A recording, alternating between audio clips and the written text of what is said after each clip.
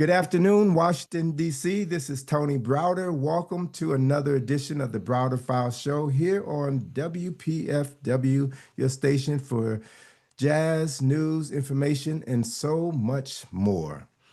So we've got a wonderful show in store for you today. But let me begin by just getting some things off my mind. You know, my life has been filled with aphorisms.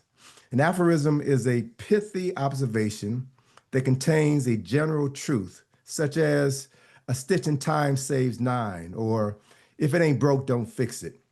So if an aphorism contains a general truth, and if the truth sets you free, then here's an aphorism that I trust will set some of you all free, particularly those of you all who are ready to be freed. I thought of it this morning, and I want to share it with you now. So here goes. It's been said that the three most important days in a person's life are: one, the day that they were born; two, the day they realize why they are born; and three, the day that they realize that they have been born before. Now, let me say that again. Three most important days in a person's life are the day that they were born, the day that they realize why they were born, and the day that they realize that they have been born before. Now, this is my truth. It's a personal truth that I feel doesn't have to be validated by fear or ignorance or political, social, or religious dogma. This personal truth has been validated in my life by three events which all occurred during the month of September. For example, on September the 15th, 1989, I sponsored the Elders Symposium at the University of the District of Columbia. This event featured three giants, three heroes of mine: John G. Jackson, John Henry Clark, and Yosef Ben Yuccanan. And over 1,000 people came out to hear these giants speak at the University of the District of Columbia 36 years ago this past Monday. That event was one of the proudest moments in my career. The second September milestone occurred on September the 21st, 2008. That was when, in Washington, D.C., I formally introduced the Asa Restoration Project, which is the first excavation of tombs in Egypt financed by African Americans. These two events were set in motion by an event that occurred 41 years ago. And that was on September the 26th through the 30th in 1984 at Morehouse College. I was in attendance of the Nile Valley Conference. The Nile Valley Conference was a convening of 14 scholars from various disciplines who presented information on the African origins of Nile Valley Civilization, particularly the civilization known as Kemet or Ancient Egypt. And I sat in that audience, a 33-year-old impressionable young man, and I hung on every single word that every presenter presented over the course of that conference. And while I was there, I had an epiphany. And as I watched these speakers, I decided at that moment that that's what I wanted to do with my life. I wanted to gain knowledge about Nile Valley Civilization and share that information with my community. And I also decided that I wanted to bring some of these people to Washington, D.C. and share them with the community that I love. And so I started the Free Your Mind lecture series in 1987, and I brought many of these speakers that I met at the Nile Valley Conference to Washington, D.C. I brought Asa Hilliard. I brought Naeem Akbar, Ivan Van Sertima, Runoko Rashidi, LeGrand Clegg, Hunter Adams, and many others. And between 1987 and 1993, we sponsored over 60 presentations that I think to some extent helped to transform the consciousness of Washington, D.C. One of the speakers I brought here to D.C. on multiple occasions, and this person was also one of the conveners of the Nile Valley Conference. His name is Dr. Charles Finch. Charles Finch and his wife, Ellen, were to have been my guests on last week's show, but something came up and we decided to reschedule them for my show on October the 1st, 2 weeks from today. Well, it just so happened that the guest I had scheduled for today is currently on his way back to the United States from Senegal and told me Sunday that he wouldn't be able to attend or participate in today's show. So I made a call, and I'm pleased to announce that my guests today are Charles and Ellen Finch. So let me give you a little background information, just a little background information about the Finches. Charles Finch is a retired physician and a brilliant Nile Valley scholar. He is the person, he is the person who convinced me about a decade ago that I had been here before. And we're going to talk about that, right? Ellen Finch is also a retired medical professional. She and Charles have been married for 53 years. And in my humble opinion, Ellen is the power behind the Finch throne. So, Charles and Ellen, Ellen and Charles, welcome to the Browder File Show. How are you? Thank you. Thank you. But Tony, I don't call you Tony. You You know just that. did. No, yeah, I did, just so people know who I'm talking about before, because I'm never going to use that name again for the rest of the Okay. program. I call him Karakamoon, and he can tell you who Karakamoon is. Karakamoon was chief priest of Amun in the 25th dynasty of ancient Kemet, the 25th dynasty coming from Ethiopia. And Karakamoon, otherwise known as Tony Browder, became a co-excavator with Elena Pishikova because she is a Russian, what do you call it, a Russian Russian born. excavator, Hmm. yeah. But she had gotten to a certain point and couldn't go any further because she just didn't have any funding. But she met Karak there in Egypt. Karak, when you hear me say Karak, that's what I'm talking about, Tony. She met Karak there in Egypt and explained to him what problems she was having, what her issues were. And he just said, "Don't worry about it. I'll find the money." And you know what he did? He went back to he found the money within a matter of a couple of weeks. That's him. That's what he does.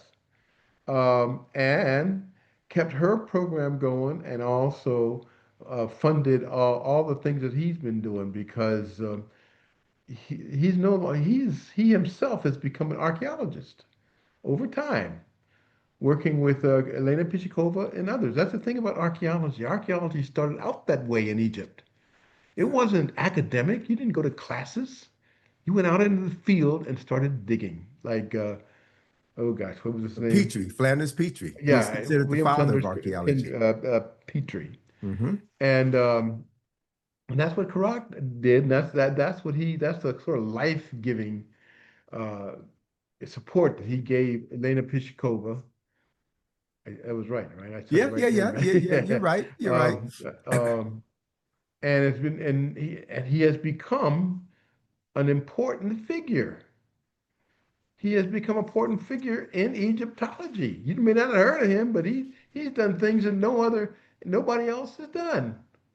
So And so, listen, let's elaborate on this point that I made earlier in my intro about you convincing me of the reality of reincarnation. Because you put that thought in my head. You kept drilling that thought in my head. You're Karakaman, you're Karakaman. And I kept rejecting it because I thought it was somewhat egotistical. But over the years, you kept reinforcing that thought. And I've come to embrace it. I've come to stare it in the face. And as a result, I now realize that the things that have happened to me throughout my life, the things that I've done in my life, could not have been done without the assistance of knowledge gained from previous lifetimes, and also the support of ancestors who worked through us, and of course, people like yourself who were there to provide encouragement and support on multiple levels. So, who I am and what I am, I owe to you, my friend. So I'm glad to have you here on the show, and welcome. Well, what can I say? It's not very often that you're speechless. That was a moment that I will remember. The great Charles Finch was speechless. Remember So now, look, let me just say this, yes. Rock. Uh, I was given this name in Senegal about 10 or 15 years. The name, this was among from the Serer people of Senegal. There are five major ethnic groups in Senegal, and one of them is Serer. Because there was a time when I was going back and forth to Senegal like once or twice a year for about 10, 15 years. And I was just with these uh, with these Serer traditional healers, and I was working with them and interacting with them, and one day I don't know where I was sitting. I was just sitting somewhere, and they kept pointing at me and talking to each other. I didn't know what to make of it. I just okay. They just kept pointing, and then finally they said, "Come here." And then you know what they said? They said, "You," meaning me, are Wagan Phi. And I had no idea what the significance was of that was until they told me Wagan Phi was the first king Mm, of the Serer as a nation going back to the 14th century. And I was dumbfounded. I'm still mm. kind of dumbfounded by that. And So, so I got that. They gave me that name. And even now, I start, I often will correct people like you. I'm Wagan Phi. And I'm Wagan Phi. And I have, boy, talking about carrying a name proudly. hmm I've hmm always carried, especially in Senegal. People in Senegal don't know me by any other name.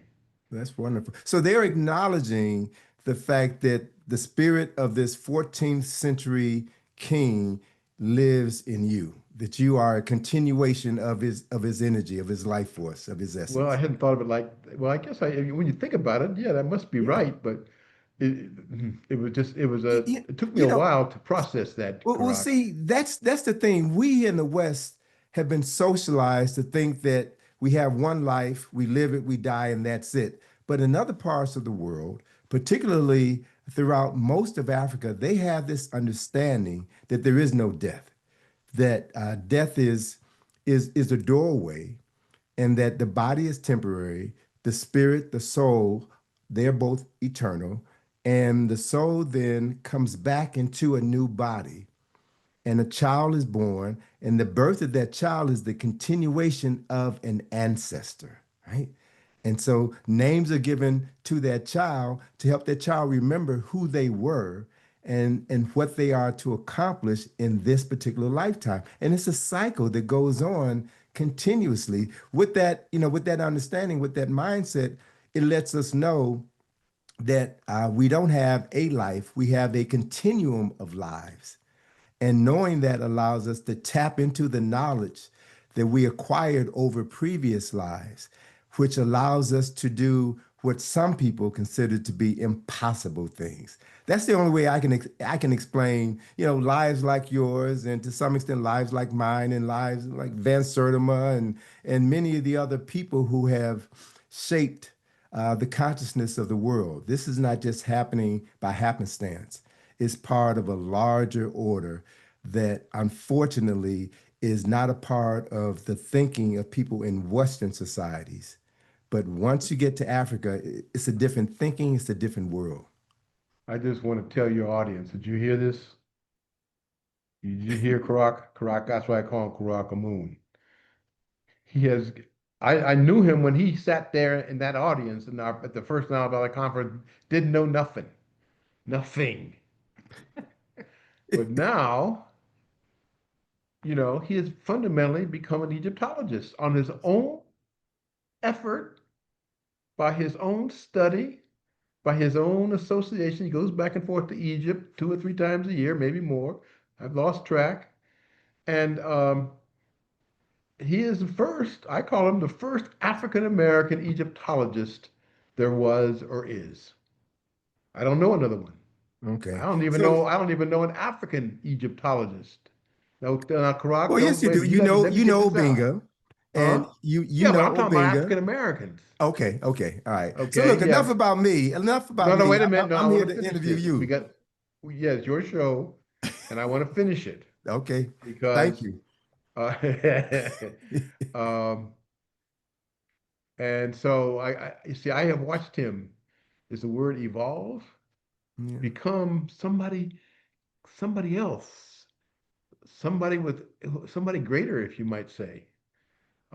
He knows as much Egyptology as anyone, and he knows how to teach it. He knows how to present it. Um, and so, yeah, when he talks, listen, because you're talking to somebody who has had tremendous on-site experience, not just reading books. I've done a lot of reading in Egyptology, and I've been to Egypt, I think 13 or 14 times. But I haven't been there as frequently as Karak. I call him Karak now. You hear me say Karak this and Karak that, or Karak, that's who I'm talking about. The man you know is Tony Browder, and I can't call him Tony anymore. All right. So can I get back to my show and conduct my interview with you? All right. Yeah, but I'm talking about you, so it is your show. Well, look, let's do this. We've talked around it. Let's do a little deeper dive about the Nile Valley Conference. Tell our listeners how that significant event came about 41 years ago. Yeah, you think I would know that, but okay. By that at that time, I was closely involved and entwined with the career of one Ivan van Sertima. There are people among your audience who know who this is. He wrote the book. He's from Guyana, uh, and he wrote the book. They came before Columbus, the African presence in the early Americas, and that is a classic. uh, Not only just for the what the information that is imparted, but he had this really fluid style of writing. So it was fascinating to read. And I know that one time, and then one time, no, right after that, in fact, no, excuse me, let me get everything straight. Then I saw a copy of his first, they came, no, Journal of African Journal of Civilization. African Civilization. Hmm.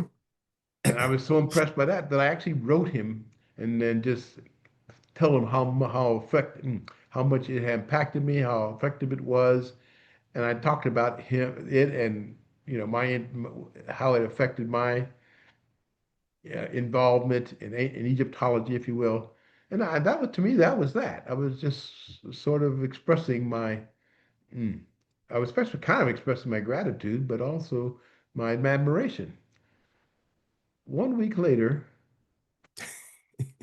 the phone rang. This was we were here in Atlanta, but we were living in a different place. We weren't in Atlanta. Where were we? We were in Raleigh. Oh, we were in Raleigh, North Carolina. And I picked up the phone. Dr. Finch, this is Ivan von Sertima.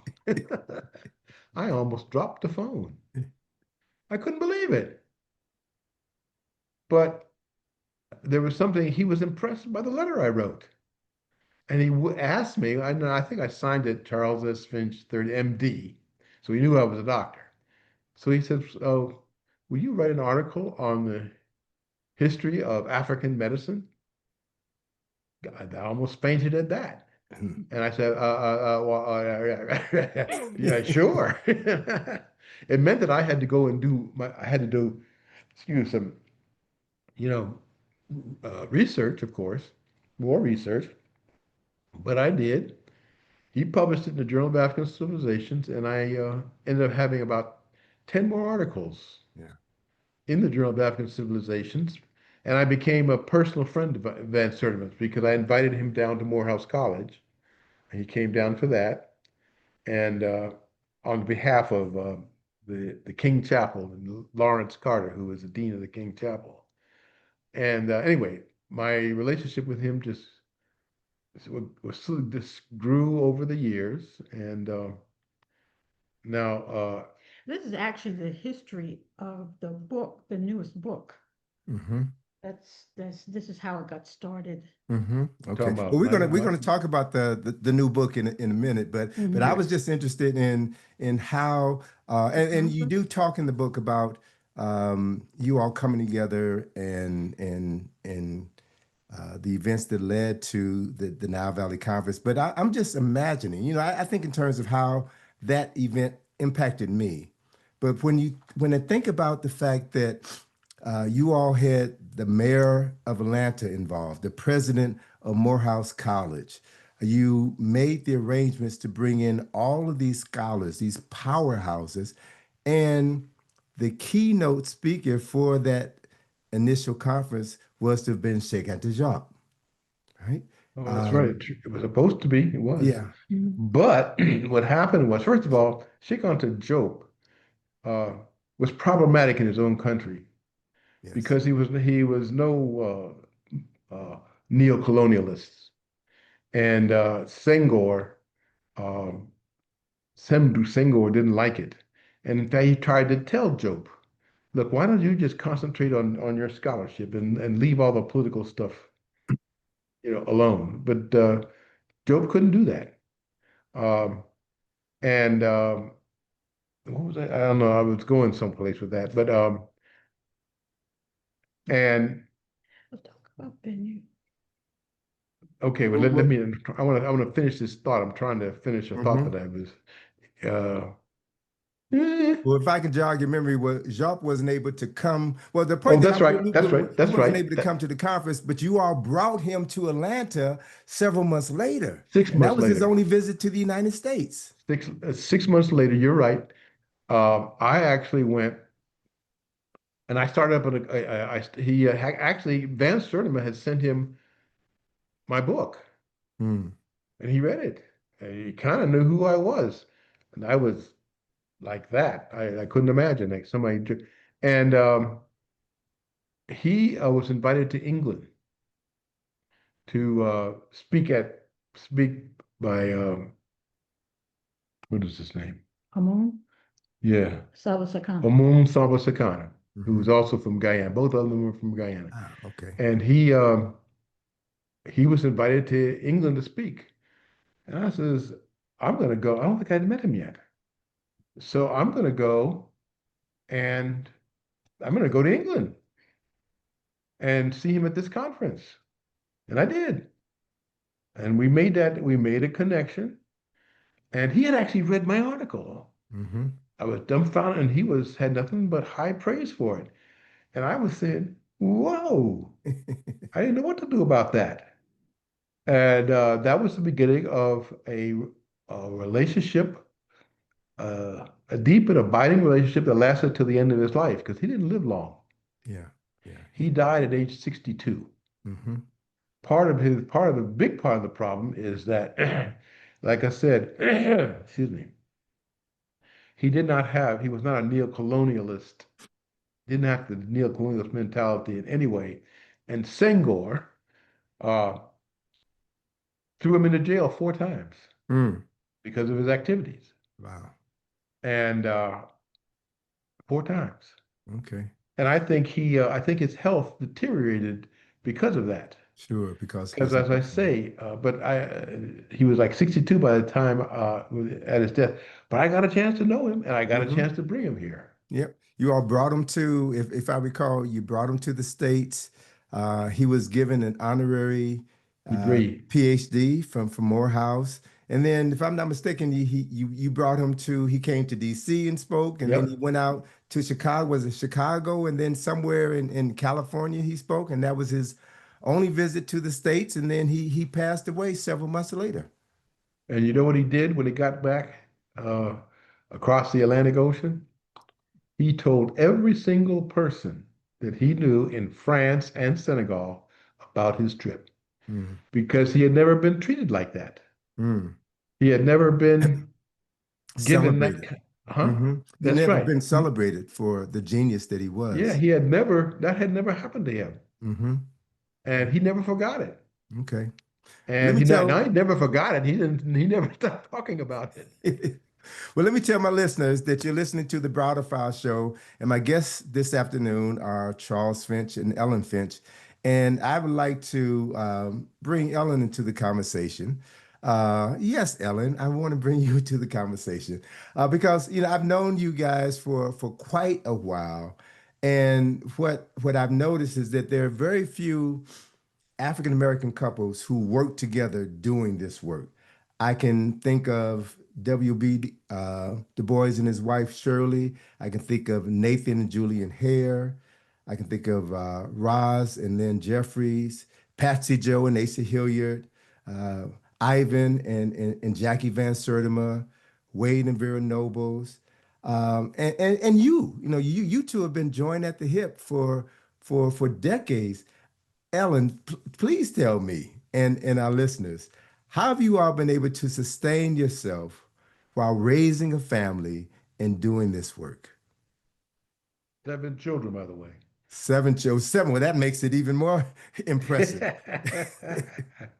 So if I can ask the power behind the throne to Right. share with us Good to her see you, Ellen. secrets. No. Well, I really wasn't involved until um, much later.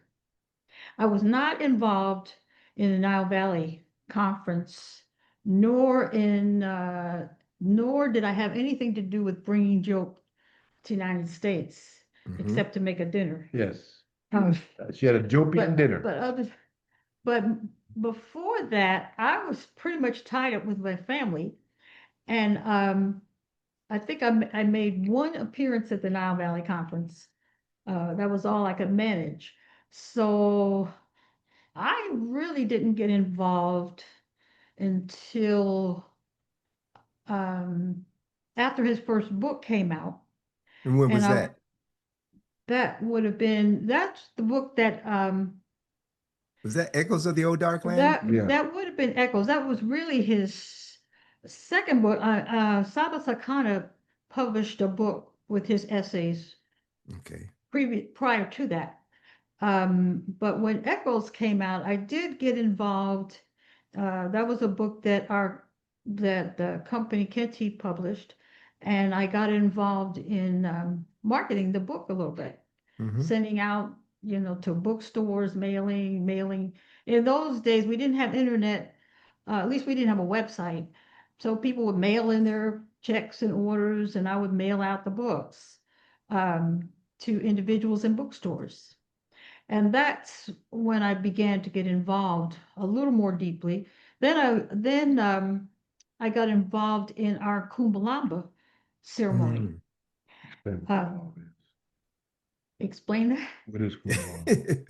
Charles Charles had been going to Senegal to after he made the acquaintance of Mam Fatou Sek.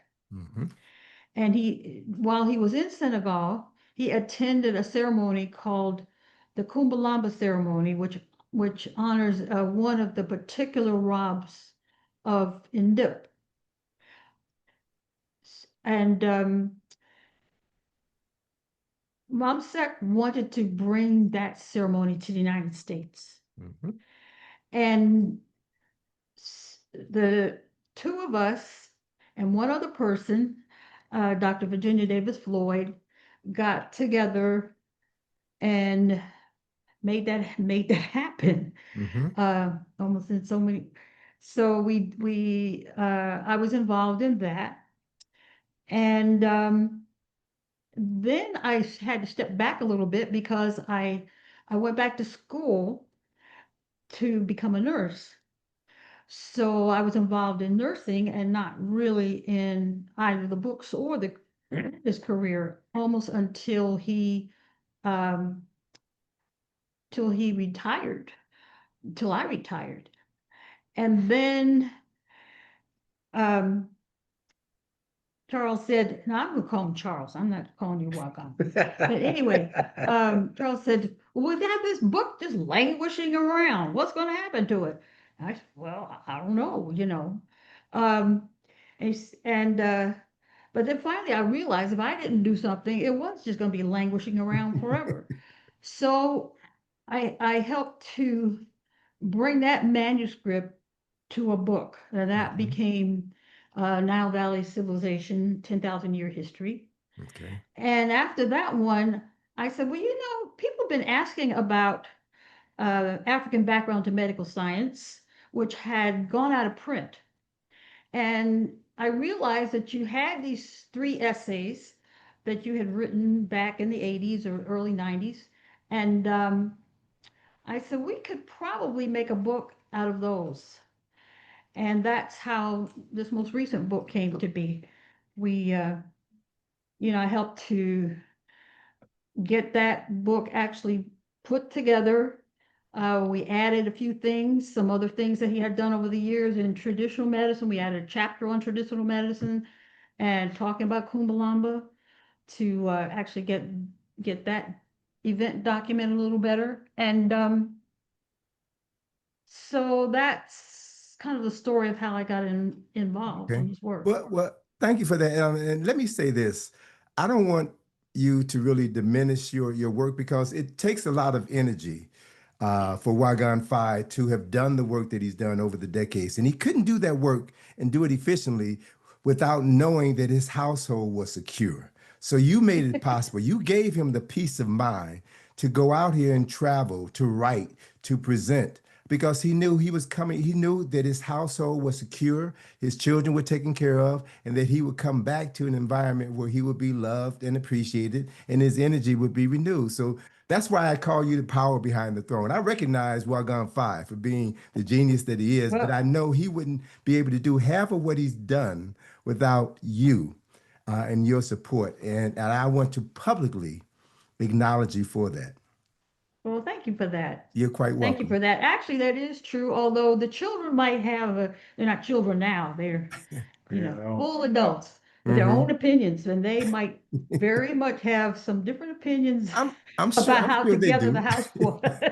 And, you know, Well, all the love there was everything is when, relative, you know. yeah, Everything is relative, and it takes yeah. relatives to give you different points of view that you never considered before. But let me tell my listeners that you're listening to the Browder File Show on WPFW, and our guests today yeah, are Ellen and Charles Finch. But I want to just take a moment to talk about this station because both of you all mentioned Senegal, Kumalamba, and Ellen, you just recently mentioned Madame Fatou Sek. In the 90s, you brought Madame Sek to Washington, D.C., and she stayed at my house. We did a presentation with her. She did readings for people at my house. I was living on Kansas Avenue in Northwest at that time. And I will never forget, we brought her to WPFW, this radio station, where she was interviewed by Ambrose Lane. And Ambrose asked her how she was able to diagnose her patients. And she said something, it was very simple, but it was also a profound moment for me. She said that she treated women, only women, and primarily women who had psychological disorders. And she said that she would diagnose these women by having drummers form a circle and they would play different rhythms. And the woman would get in the center of the circle and dance to the rhythms. So different rhythms would influence how she danced. And that when the woman passed out, she would take note of the rhythm that was being played, and that would then help her diagnose the patient because each rhythm represented the energy of a different Rob, a different spirit, a different Right. ancestor. So Mhm. that's as I sat in the studio listening to that interpretation, that's when it really began to dawn on me how powerful African healers are, how powerful African music is, how powerful African drumming is, and that Mhm. there's a level of spirit, there's a level of human connections with those things that we can't see that impact us in ways that we can never imagine. And that's the beauty of the work that you all have been doing. That's the beauty of the work that WPFW has been doing. So let me just take a Okay. moment and give some shout outs to PFW because this Monday, the 22nd of September, is the fall equinox. the day in which we have 12 hours of daylight, 12 hours at nighttime. And the equinox occurs here in DC at 2:19 p.m. WPFW on the following day, the first full day of the fall equinox, is having a day celebrating the genius and soul of Ray and John, the genius and soul of Ray Charles and John Coltrane on Tuesday, September the 23rd from 5 a.m. until midnight. Why both men on that day? Because September 23rd is their birthday. Ray Charles was born 1930 on September the 23rd. He passed away when he was 73 years old. John Coltrane was born on September the 23rd in 1926, and he passed away when he was 40 years old. So this day of special programming to these two musical giants begins at 5 a.m. with our brother Jamil doing a tribute to John Coltrane, and it ends at midnight with our own Katia Stitt, who will do 2 hours. And the theme for her 2 hour segment is called Cosmic Love, John and Alice Coltrane.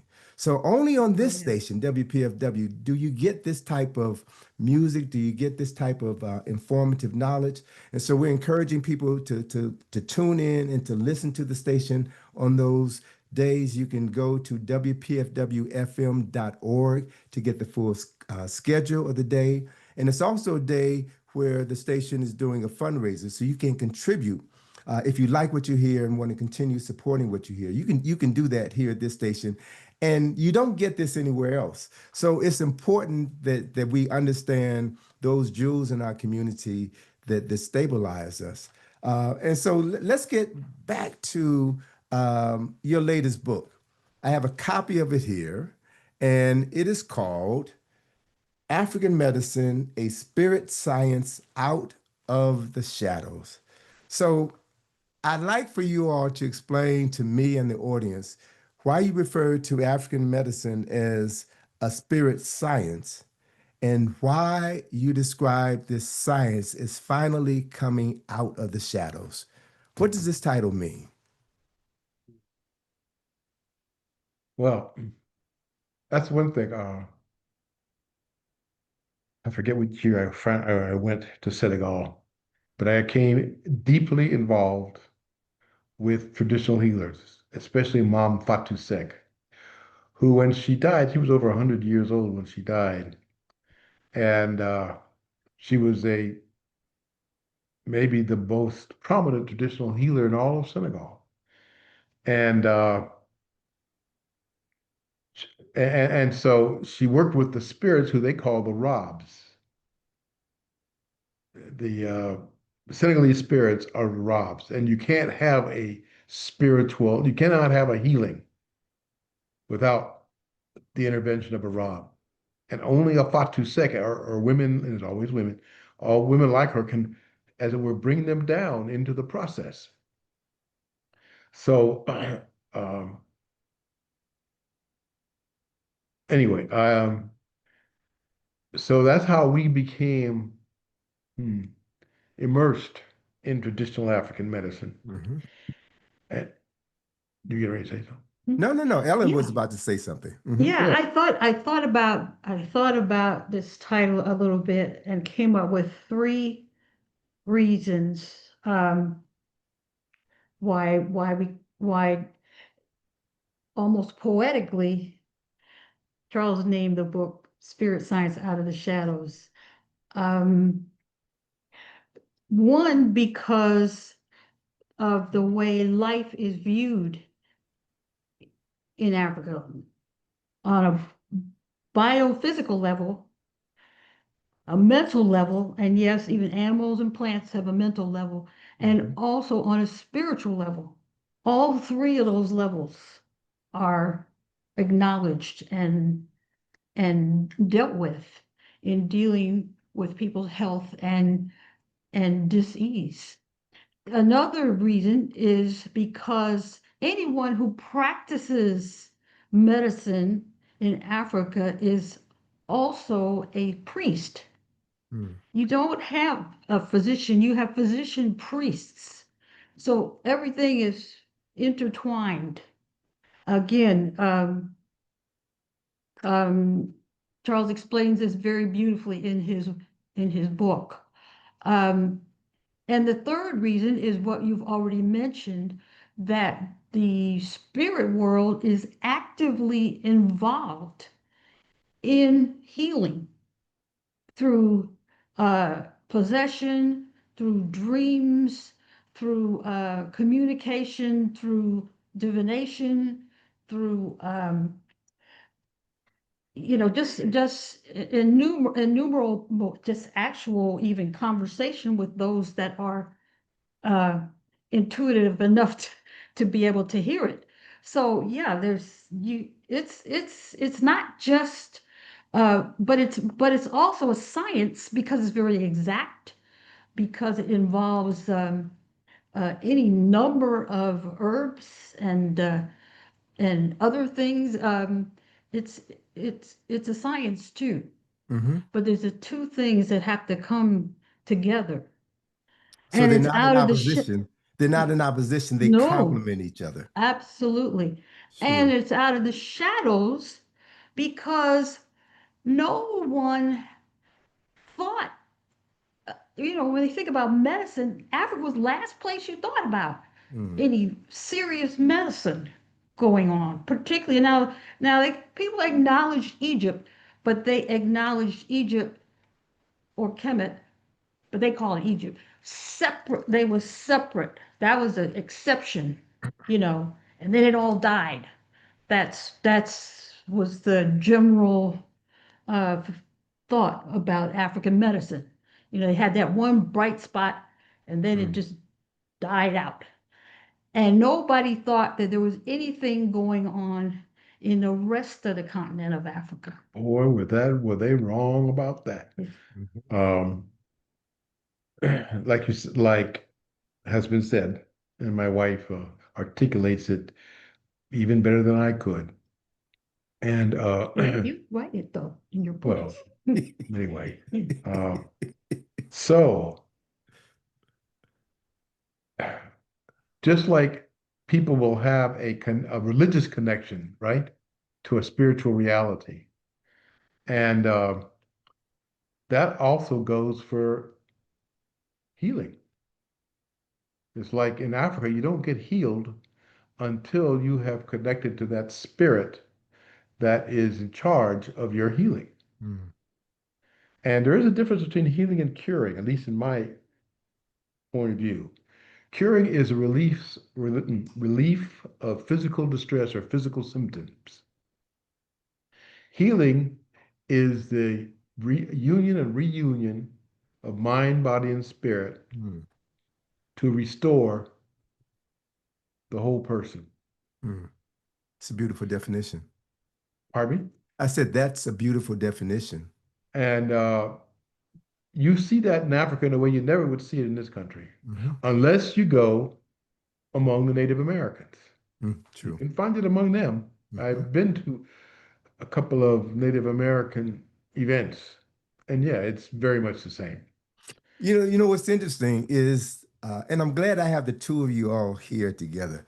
Both of you all worked in the medical profession and retired from the medical profession. Charles, you were a family physician and an emergency physician until you retired recently. And Ellen, you said you went back to school to become a nurse and you recently retired. So both of you all have been trained in Western medicine, but you're also grounded and rooted in African spiritual traditions, and you blend the two traditions together in your understanding of what it means to be healed, what it means to be whole. And so, this book, your latest book, which is a collaboration between the two. Charles wrote it, but Ellen, you helped to frame the thoughts and you helped to make the book accessible to the general public. So you are as much a part of this book as Wagan Fai is.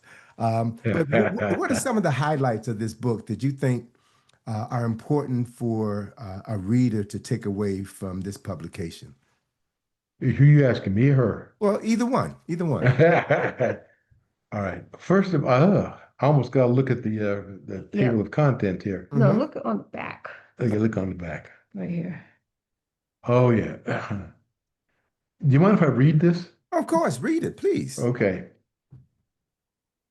Uh, Concepts that Dr. Finch discusses in this work.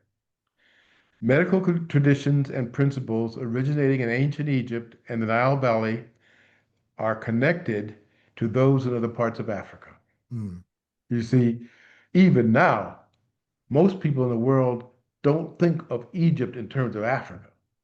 yeah. They think it's a world apart. Hmm. And nothing could be further from the truth.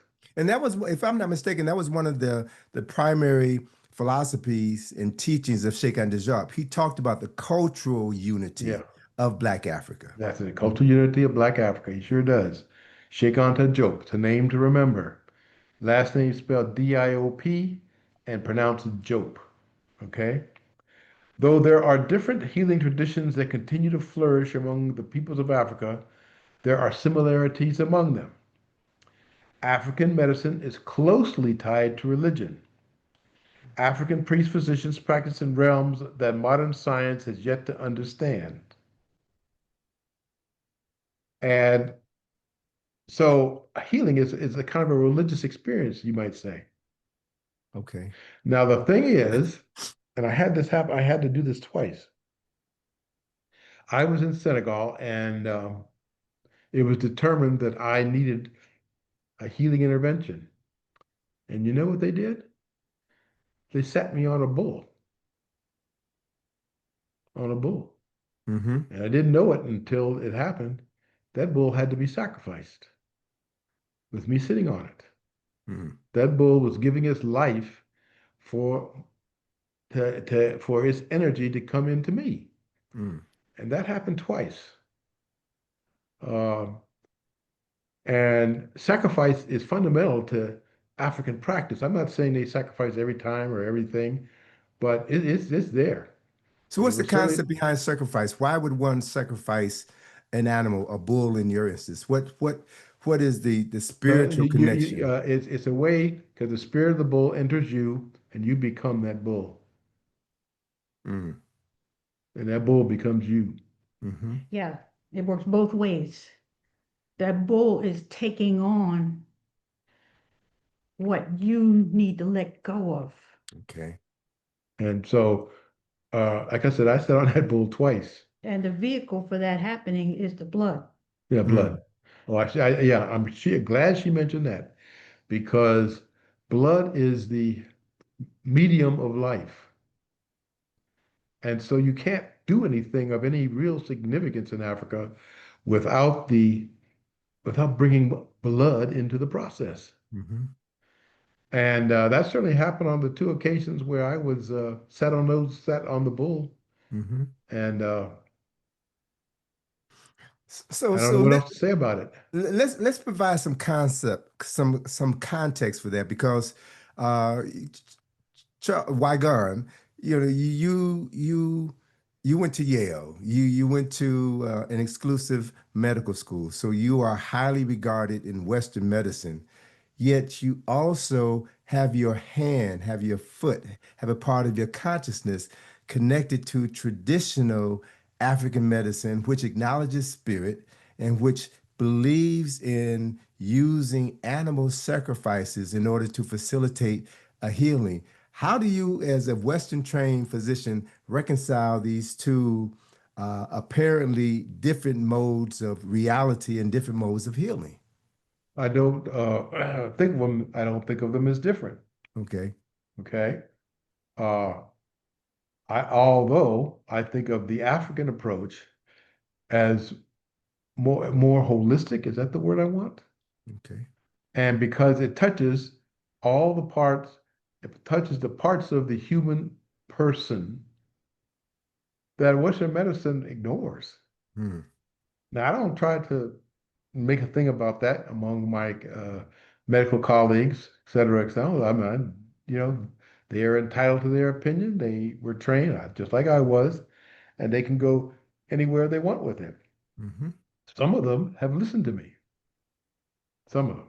Yeah, sure. But let You me know, tell and you, let me just finish this. uh-huh. You're not going to ever achieve healing in America Mm. until you bring that spiritual element and the function of blood into it. And I don't know if Western medicine will ever get there. Mhm. So uh, that's the reason why I have maintained my connection to African traditional healing. Sure. Better word. You know, Uh, it's interesting when you first introduced me to Madame Fatou, one of the things that was said in introducing her, and she speaks no English, but she has this profound understanding of the spirit world. One of the things that was often mentioned as she was introduced was that, as you said, she was one of the foremost healers in the country of Senegal, and that there were French physicians, French psychologists, and psychiatrists who sat at her feet in order to understand her healing techniques. So, there is something to this. The West may not fully understand it, but they're curious. but They they're know. not trying to, wait a minute, and too many of them are not trying to understand it, Karak. Okay. But go ahead, go ahead. No, but there are curious souls such as yourselves who know that there is a connection, and you're not allowing conventional Western medical thought prevent you from investigating the unknown and then facilitating a healing, not a curing, based on bringing this knowledge into your practices. So that's admirable, and you all are again to be acknowledged for not only having done that work, but now writing about it, documenting it in your publications, so that people in general can know, and hopefully you can begin to impress some medical students, so that they can think beyond the limits of traditional Western medical indoctrination and begin to explore Africa as viewed from an African centered perspective that includes the body, the mind, and the spirit. That's important. May I ask you a question? Yeah. Is sacrifice always necessary? Because some people may be wondering that. Okay, now that's a good Yes, question. yes, yes, it Sacrifice is is. always necessary. So, Ellen, Because you want to add? I can look at you and tell you want to elaborate on that. So please do. Yeah, But please do. does it have to be um, an animal? what else would it be? Well, you can sometimes it's acceptable to do an offering for a Yeah, particular it is. uh, rob or deity, an offering of fruit, Mhm. flowers. Um, Honey, mhm, fly mhm. fire. I know you will agree with honey. Mama Wata Um, always loves some honey, right? exactly. Okay. There's, but it is true that we do talk about exchange of energy here and Mm-hmm. something that's happening at the spiritual level. It's Mm-hmm. not about taking medicine Mm-hmm. that Mm-hmm. that there's something a little more that's going on. So So, excuse me? no, Ellen, you're opening Oh, up another level of conversation. oh, That oh, no, that's good. That's great. I want to have that conversation if you all are willing to give me an extra 10 or 15 minutes. Of course. Because You wait a minute. You are Karakamoon well router. then You take how many minutes that you going to take? let me, you shouldn't have said that now. I want to take I'm not going to exploit you, but I will take advantage of it. But we're coming on the end of our show, so I've got 3 more minutes left in the show. But if you are willing to just give me a few more minutes, because I do want to explore that, Ellen, because I felt the same way regarding sacrifices, and I've seen a lot of people engage in sacrifices, cows and goats and chickens, but I've always felt that there's more to it than just the animal sacrifice. And so that food adds a dimension, honey, flowers. So we're talking about different types of offerings that are done um, in order to gain access to different types of spirits, in order to facilitate different types of healings. So not all healing requires surgery, radical surgery, or transplants. Sometimes it's a it's a it's a medication, it's a pill, it's an herb that does bring about the changes. So I want to talk about that briefly, but I've got to wind down my show, this segment of the show. But I want you all to hold on, because one of the things that we have the benefit of doing is taking exciting conversations into the overflow room. So if you all can give me an extra 10 or 15 minutes, we'll go into the overflow room and continue this conversation. And I would have fulfilled my obligations here on the Browder File show. So, yes, Karak, sir. I'm retired. I ain't got nothing but time. But thank you for having us today, Well, Karak. It's been I would like to say people that I know who have retired appear to be busier in retirement than when they were working. Why is that? Why is that? Because you're now working for yourself. You're now doing what you love. So before I let you go, and you got 30 seconds, where can people get your book? They can go to your website. What's the website? website is charlessfinch.com. Okay. You can also get it at Lucina BKS, lucinabks.com. Okay.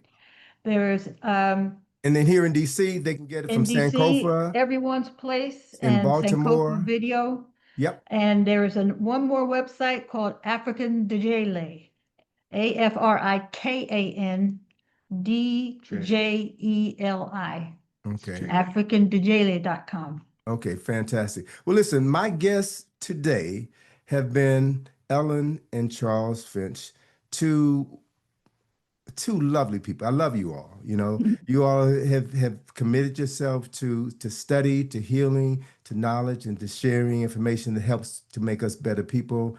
And I'm proud to know you. I'm honored to have had you on my show, and I want you all to hold on. But I want you, the listeners, to make it a point to listen to WPFW throughout the rest of this week, throughout the rest of this month, but especially on Tuesday, the 23rd, where WPFW will celebrate the genius plus soul equals Ray and John.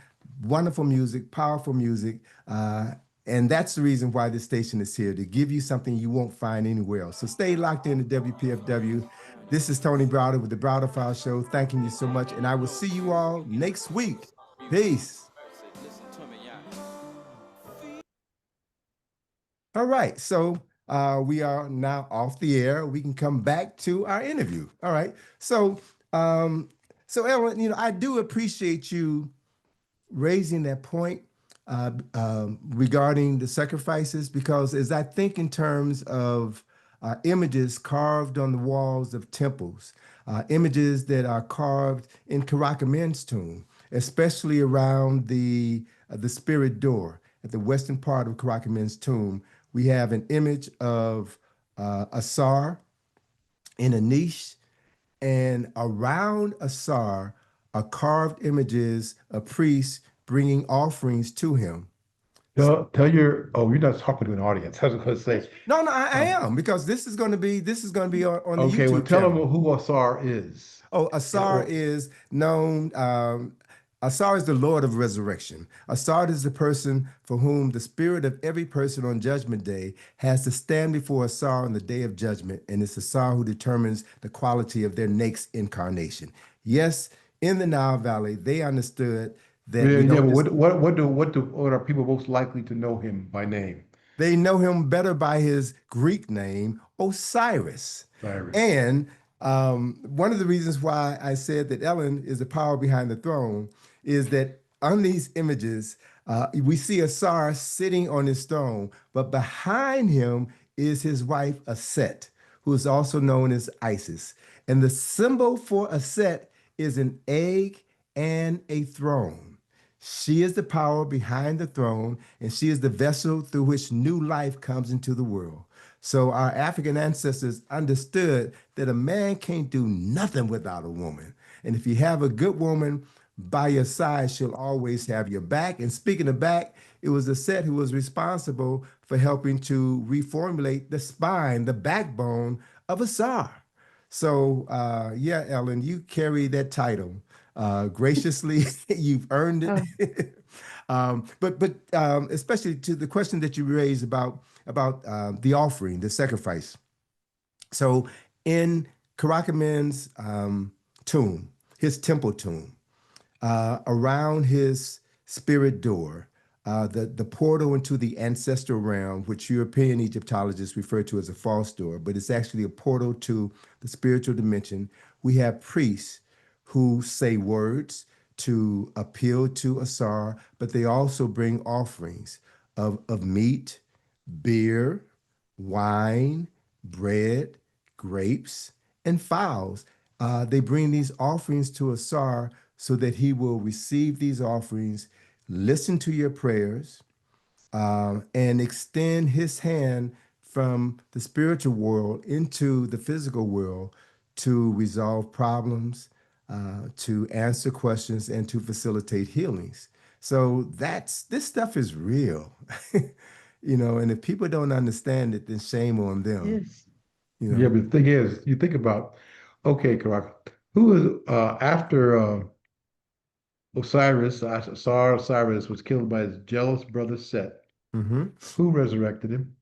Well, it was a Set who found the scattered pieces of his body and who Okay. literally remembered her husband and then set in motion the process for mummification. And I use that word in air quotes, that was maintained in Kemet for over 3,000 years.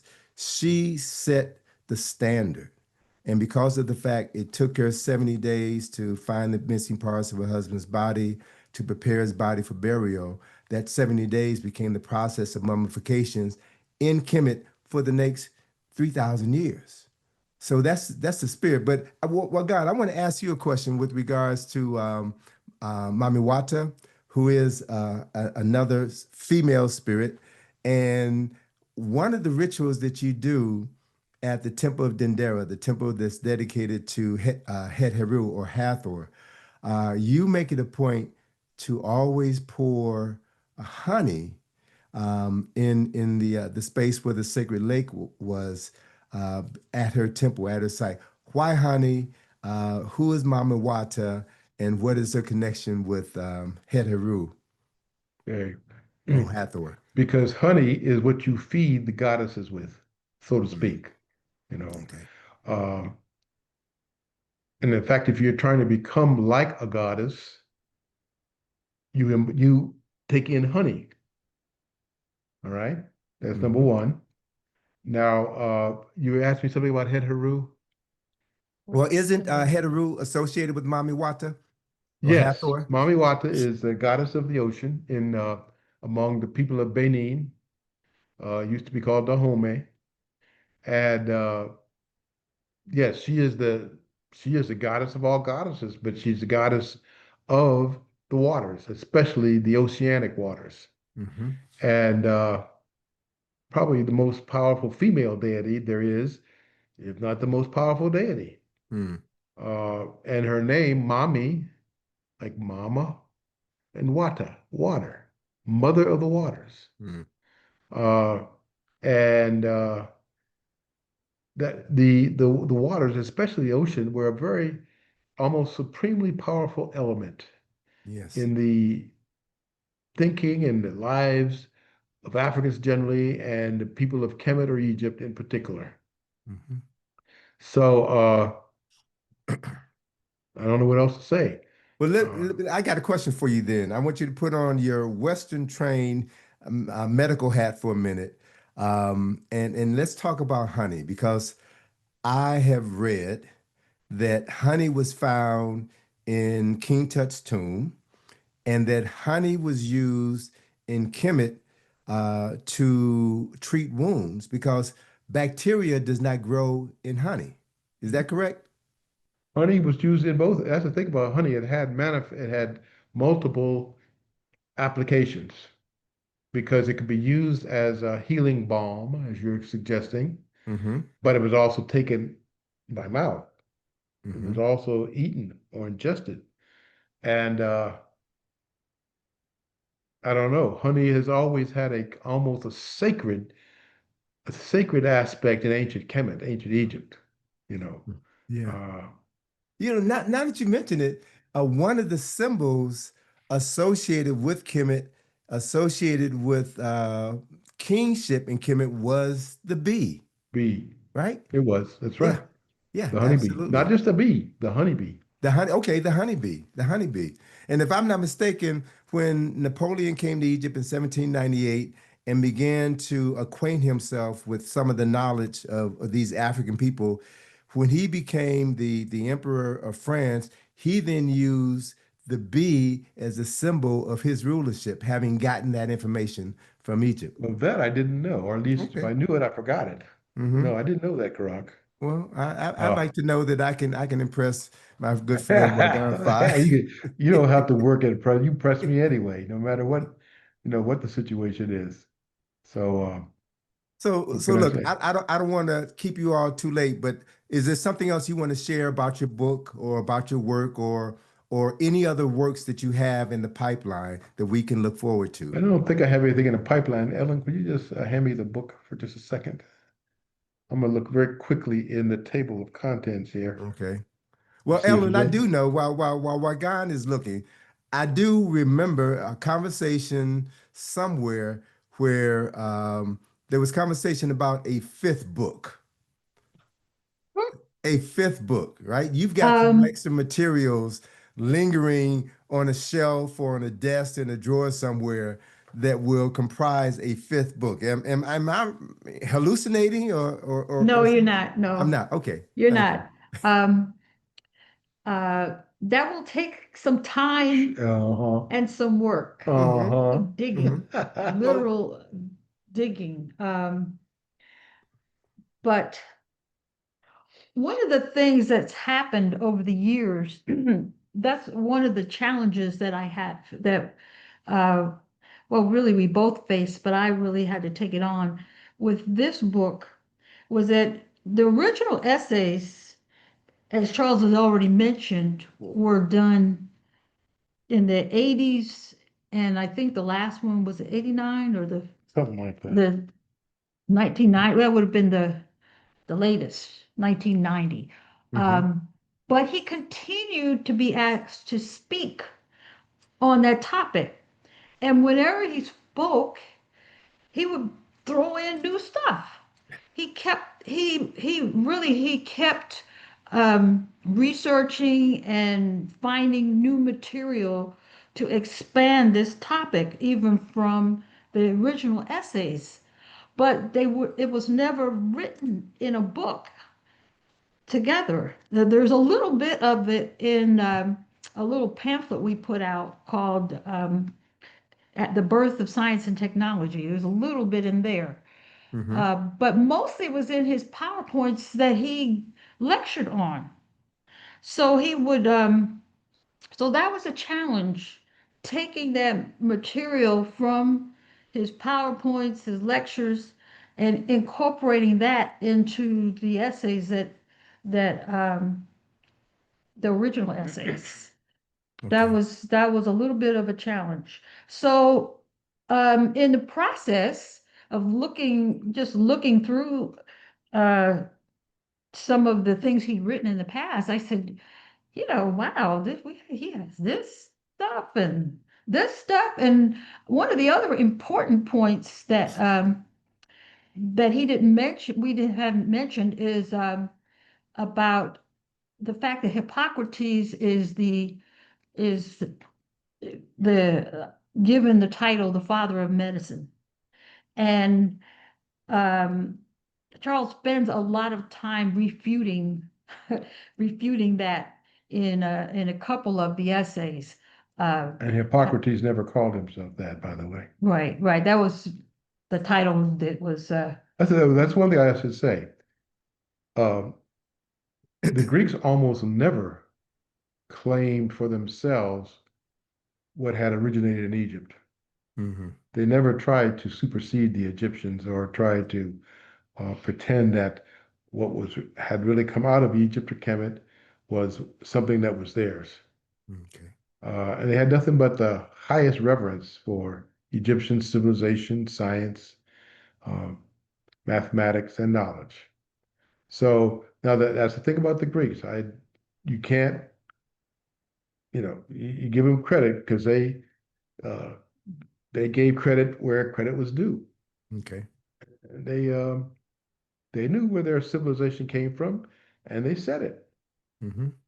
Yeah, it was only later, like within the past 200 years, that folk had to rewrite history, write Africans out of Yeah. history, and then attribute it to people who were never there. So, yeah, uh, Right.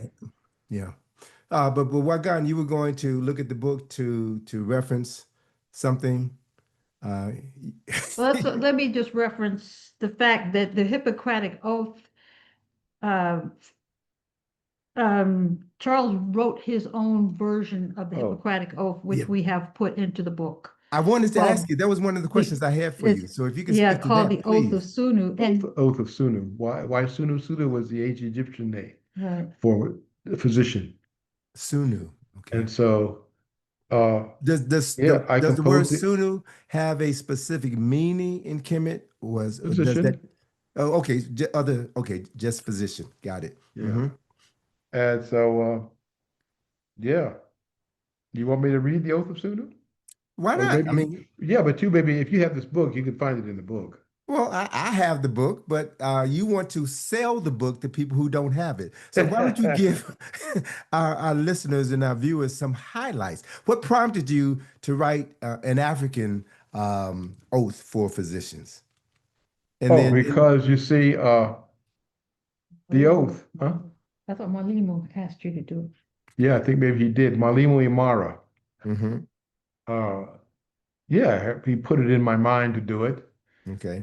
because all this time, uh, physicians around the world were relying on the Hippocratic Oath Hmm. to kind of, you know, indicate their commitment to the healing art.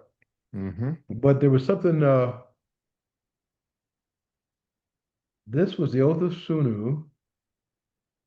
You're reading from page This April 191. 30th, 19. I didn't realize it went back Hmm. uh, to 1985. Jeez.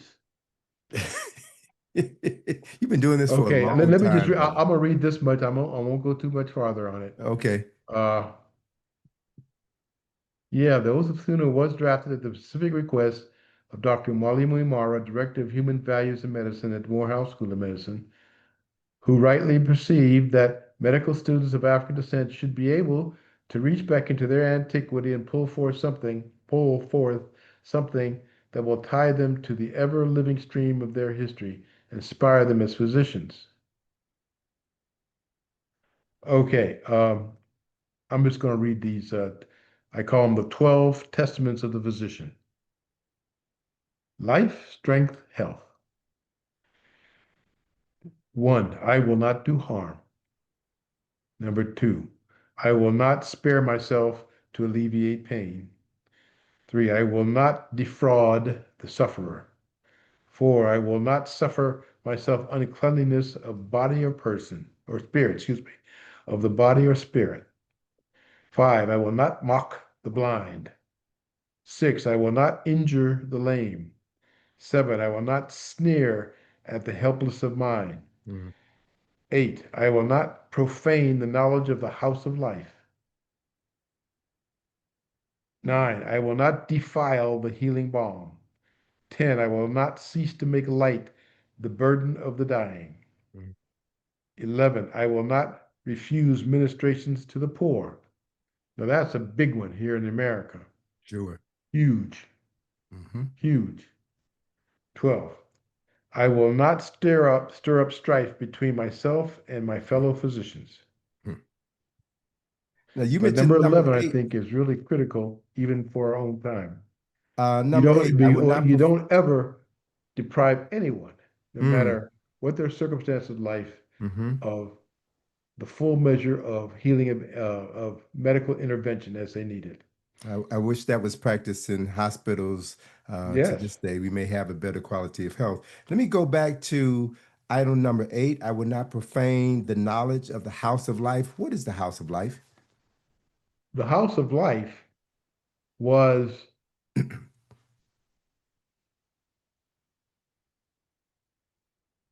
it was the temple. Jeez. Huh. Why am I having a hard time It to? was a lot. It was a lot of things, right? Yeah, All right, so that it was a place where physicians were trained, that's right. There you have it. but Among other things, yes. but that training included um spiritual training, you know, Physicians were and priests. right, Mm-hmm. Yep, right. absolutely. And then also people came in to be treated. Oh yeah. So And not only just in Egypt, they came from Greece, what Yeah. became Rome. Mm-hmm. Uh, I'm trying to think, what is now called Syria. They came from all over. Mm-hmm. And the other thing I remember, Wagan, you shared with me years ago in one of your PowerPoint presentations, you referenced a book that was written in French called Paths from the Nile that Yeah, documented the the chemin du migration. Nil. Mhm. Chemin du Nil. Yeah. Mhm. Mm-hmm. That documented the migrations of Africans from the Nile Valley into the West. Right, Right. 6 migrations, and you and From you you Harlem. you you documented that in your last book, Nile Valley Civilization: A 10,000-Year History. But that's so important that we understand that Africans did not restrict their learning, their teachings, to just the Nile Valley. They spread to the west. And then I also have been reading some sources. There were also migrations of people from the west into the Nile Valley. So there was this constant exchange of knowledge from south to north and from east to west and west to east. Well, what was ancient Egypt's sacred land? Up south. There you Um, go. yep, You up said it. south. Absolutely. Well, look, And I've got one more question I want to put to you, and it's not so much a question, it's a memory that I want to evoke, and then I'll let you guys go. I want you to share your thoughts on a glorious weekend that occurred in Washington D.C. at Crampton Auditorium at Howard University, the weekend of January the 22nd and 24th, 1993, when we had the Listervelt Middleton tribute. We mm, worked with you, Rabia, and Yusuf Al Nur, and myself, helped to bring together this gathering of scholars and the community to honor Brother Listervelt 3 years before he transitioned. So, give me some thoughts and reflections on that. well, Listervelt,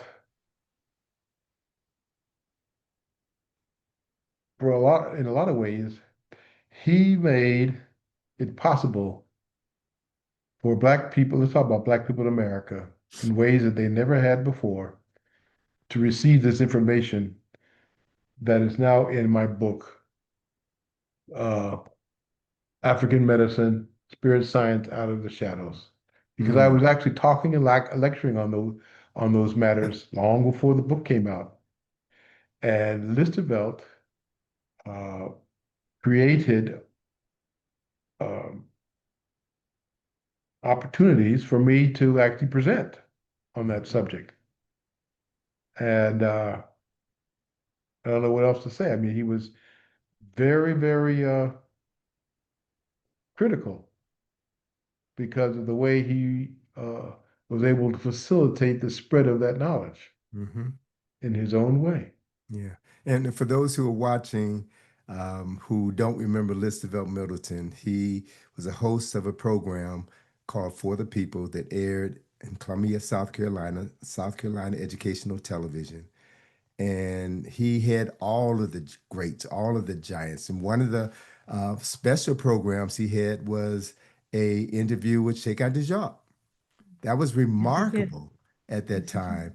And his show aired here in DC 3 times a week on Howard's TV station. So when Listervelt was diagnosed with um, myeloma, was it? I think it I was, don't remember. yeah, I think it was myeloma. And was getting he wound up getting stem cell transfusions, and we organized this tribute at Howard as a fundraiser for him. And what I recall, that last day, that Sunday afternoon, Dr. Welsing's sister, Lauren Crest Love, who was actually one of the organizers and founders of radio station WPFW, where we did our interview, she went to the microphone and she went to church with that microphone and encouraged people to put money in the hats that were being passed. And that afternoon, we collected $40,000. Really? Forty I thousand remember. dollars. We took that money in a paper bag to Listervelt's in-laws house. They lived in DC, I think Southeast DC, and gave that bag to Listervelt that evening. He opened it up, saw that money, and just threw it. He was so happy, Wow. man. That was a glorious moment. That was a magnificent moment that I will cherish forever, man. And thank you for helping to make that happen. So these are memories that we have to keep talking about, because there's um, a lot of young folk and too many older folk who don't know anything at all about this. And if we don't talk about these things, this history, these experiences, they will never know. And as we are unfortunately experiencing a time of the heightened erasure of African history and culture, we need this You know information to what, come out Karak? more than ever before. I don't even worry about it. Because I Okay. said, no, you can't erase it. You can do Well, what you true. want to.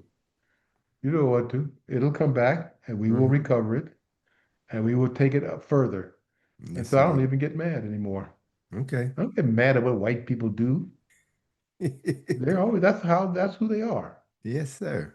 You Yes, know, we sir. can't, and so I let them be who they are Hmm. because they will pay the price Hmm. for what they've done. Think about what they've done to black people. We know what they did to black people. Yeah. And I think about this every day.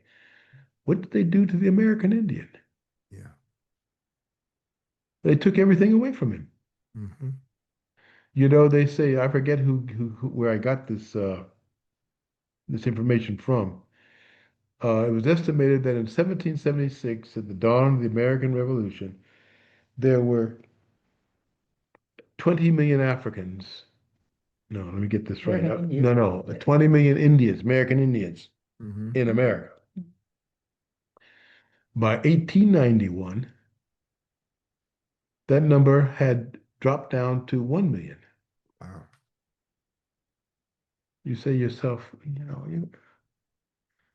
there's a price to be paid for that. That's genocide. I mean, real genocide. Sure. And I don't know what else to say about it. Okay. Well, I think the most important thing that can be said or should be said is that we have to remember who we are. We have to remember that we have survived the Maafa. We have Oh survived yeah. relentless efforts to destroy us here and destroy the continent, but we are still here. And as you said, we're not going anywhere. We're going to No. come back stronger than ever before. And that ties into my opening comments. We have been here before, which I think is one of the reasons why we're here now. And the work that we're doing now, it will pay dividends with the work that we would do in the lifetimes to come. That's what helps get me through these challenging times. And as you have often said, Wagan, in helping me to get my mind straight, that we tend to think of time from a Western context, 100 years or 500 years. That's nothing in the overall Yeah. span of time. We need to be thinking in terms of 10,000 years, great years. Well, I mean, that's what when when they started really looking at the ages of Sphinx. Hmm. What was that man's name? I'm forgetting his name. Robert Schoch did the Yeah, research. Robert there were Schoch. two of them, but I can't remember. Robert Schoch and John Anthony Bernal, West and Robert Excuse me. Bauval and Thomas Brophy and that whole crew who came to the Nile Valley 2 conference in Atlanta. Yeah. And all they did was looking at the layers of clay surrounding the Sphinx, Hmm. and they realized that that was a time those were Mm. time levels Mm. of time. Yeah. And so when you go down to uh, the base of the Sphinx, that's when the Sphinx time on this earth begins. And you can actually tell what that time frame was, all the way up to where we are now. Hmm. And that's how they knew that the Sphinx could not be any younger than 12,000 years. Amazing. So, we have an incredible future that's awaiting us.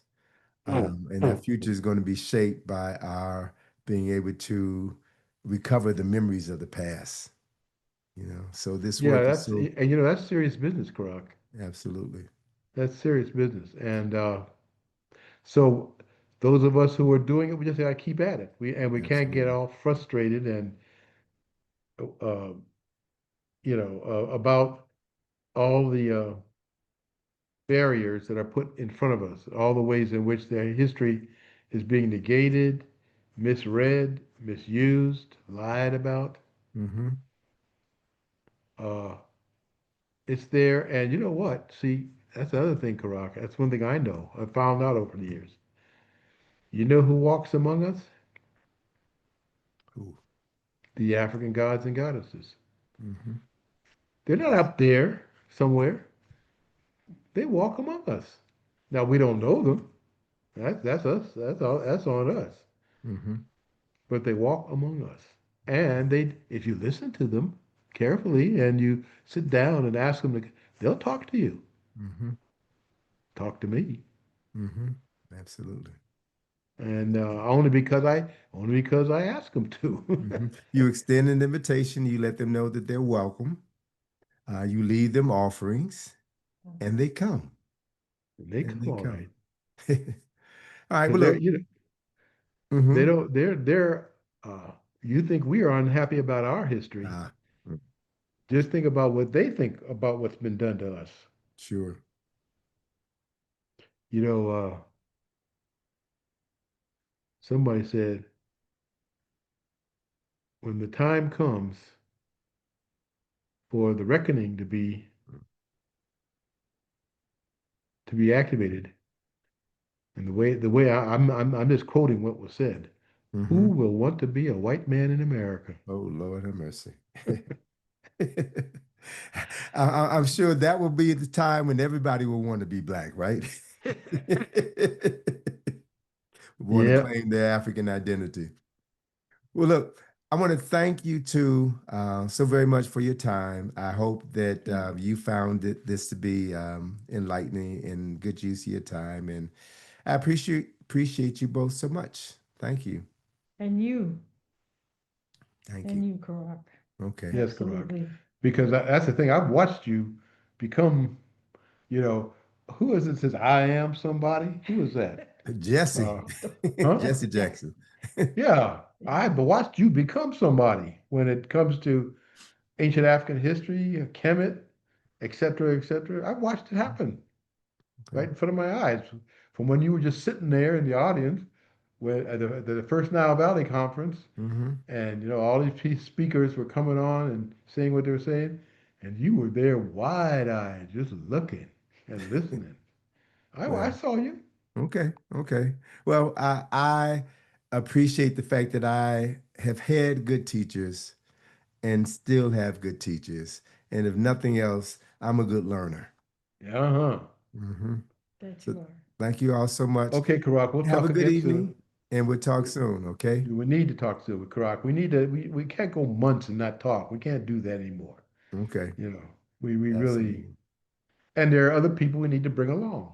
True. Absolutely. We Absolutely. need to bring the next Karakamoons to, you know, That's part of what I'm working on, preparing, the next generation, those who are in their 30s and 40s who have a genuine interest in this information, and more importantly, have the capacity to do the work. A lot of people are interested, but they don't have the stick-to-itiveness.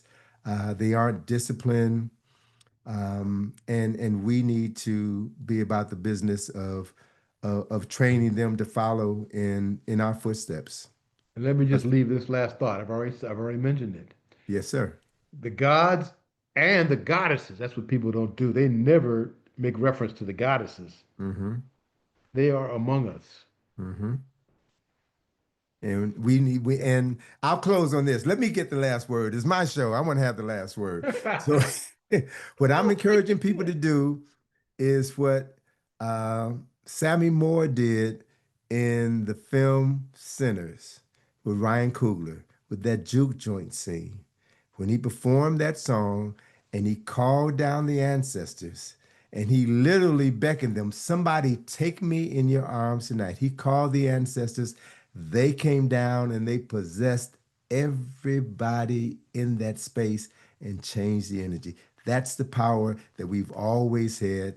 That's the power that we need to use now more than any other point in time in our lives. So with that, I would say, Ashe, thank you all Ashe. so very much. I love you. Thank you. And I look forward to talking with you all soon. Of course, Karak. Okay. I can hardly wait. Okay.